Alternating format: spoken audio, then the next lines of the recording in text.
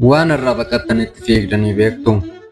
Namichi Laawuraansii Raappel jedhamu tokko bara 2017 haati manaa isaa taa'aa fi dhaabachuu isa dhoowwattee gaafa gamsiistuun ammansi waliin mana kana keessa jiraadhu mana daagaluu naaf fayya jedhee dhaadatee manaa ba'a.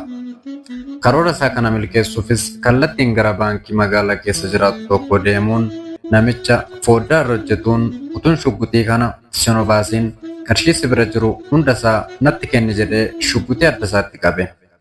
Wayita kana baankariin sun doolaara Ameerikaa 3,000 kenne. Laawuraansiin garuu qarshicha fudhattee hin baqanne. Akka poolisoonni dhufanii isa qabaniif achuma baankii keessa taa'e.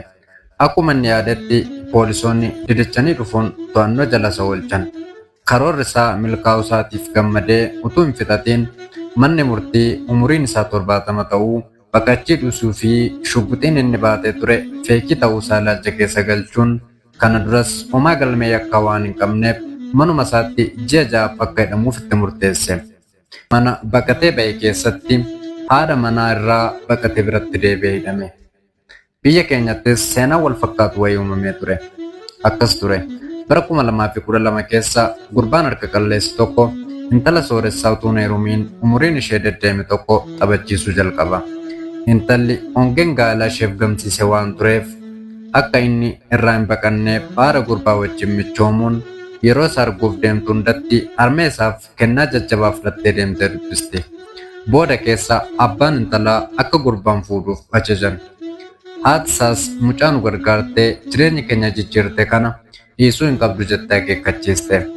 Gurbaan garuu fuudhatti galuu hin barbaanne. Garuu immoo abbaa intalaas haadha isaas gaddisiisu jibbee gaafa cidhisaa guyyaa tokkotti galu waan ittiin mana daagalu taa'ee yaadee gara mana dhugaatii deemuun xaarmusii fudhatee nama hin beekne tokko mataa filata. Sana booda mana daatti darbatame. Cidhi koo na darbe jedhee utuu gammadaa jiru abbaan intalaa wabii ta'ee baasisuun cidhichi gaggeeffame. Kun giddoo baayogiraafiidha.